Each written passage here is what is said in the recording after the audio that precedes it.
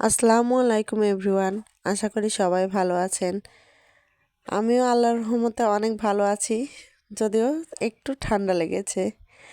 তো সারাদিন পড়াশোনা হয়নি তেমন। তো বিকালবেলা ভাবলাম যে সন্ধ্যা থেকে পড়াশোনা করি। বিকেলে 4টার দিকে আমি পড়তে বসেছি। তো 4টা থেকে আমি ভাবছি যে 10টা পর্যন্ত এটা কন্টিনিউ করব, দেখা যাক কতটুকু হয়। যদিও টার্গেট আছে যে 4 ঘন্টার কোনো মতে কম হবে না, এটা 4 ঘন্টার প্লাস করতে পারলে ভালো, না হইলেও 4 ঘন্টা আমি পড়াশোনা করব। তো ইফেক্টিভ ওয়েতে পড়াশোনা করাটা অনেকটাই কষ্টকর। আমরা যারা বিবাহিত আছি তাদের বাচ্চা থাকে, সংসারের আদার্স কাজ থাকে, সেগুলো মেনটেন করে পড়াশোনা করাটা সত্যিই অনেকটা কষ্টকর। তারপরেও মনোযোগ দিয়ে আমি পড়াশোনা করছিলাম। তো কিছুক্ষণ সন্ধ্যাবেলা অনেকটা সময় পড়াশোনা করতে পেরেছি আলহামদুলিল্লাহ। তখন কেউ ডিস্টার্ব করার মতো ছিল না। আমার ছোট ছেলেও বাইরে খেলাধুলা করছিল এবং বড় ছেলে স্কুল থেকে এখনো বাসায় আসছিল না। তো আমি পড়াশোনাটা সেই সময় খুব ভালোভাবে করতে পেরেছি। পরীক্ষার মধ্যে যে এতটা শরীর খারাপ থাকবে আমি ভাবতেই পারিনি।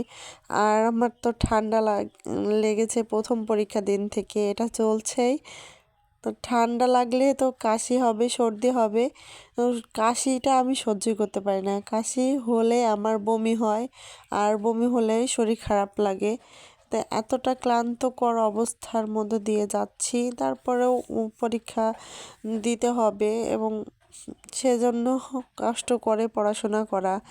আগে আমি অনেক সকালবেলা উঠতাম এবং সকালে উঠে পড়াশোনা করতাম, কিন্তু এখন আর এই ঠান্ডাজনিত কারণে আমি ওই সকাল তেমন সময় দিতে পারছি না।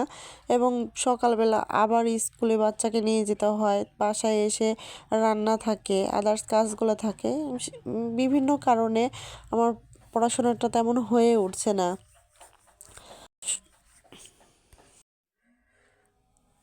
তো এই তো সন্ধ্যার পরে একটু নাস্তা করলাম, আর এই তো বাচ্চা আমার পড়তে বসেছে একা একাই।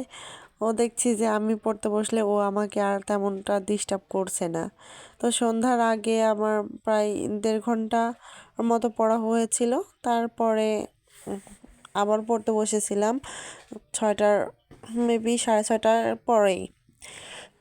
তো পরীক্ষার মধ্যে ভেবেছিলাম যে আমার পড়াশোনাটা করা হবে অনেকটা, যেহেতু 3 দিন ছুটি আছে মাঝে। কিন্তু কি করার, এমন একটা পরিস্থিতি, এমন একটা সিচুয়েশন যাচ্ছে যে পড়াশোনা করার আশেপাশে আমি যেতে পারছি না। তো যেটা ভাবি আর তার উল্টোটা হয়ে যায় আমার জীবনে, এমনটাই হয়। তো ঠান্ডার চোটে আর আমি বসে পড়াশোনা করতে পারছিলাম না টেবিল চেয়ারে। তো আমি বিছানায় কম্বলের মধ্যে ঢুকে পড়াশোনাটা শুরু করি এবং পড়াশোনা করছিলাম। পয়েন্টগুলো বারবার মিলাচ্ছিলাম, এত মুখস্থ করি তারপরেও কেন জানি না ভুলে যাই। এটা আমার একটা অভ্যাস বলতে পারেন, যে মুখস্থ করি আবার ভুলে যাই। আর পরীক্ষার হলে গেলে তো মনে হয় যে সব মাথায় কোনো কিছুই নাই, সব কিছু ভুলে গেছি। তো আলহামদুলিল্লাহ 10টা বেজে গেছে আর আমার 4 ঘন্টা কমপ্লিট হয়েছে। তো এখন আর আমার দ্বারা পড়াশোনা সম্ভব না। আজকের মতো এই পর্যন্তই।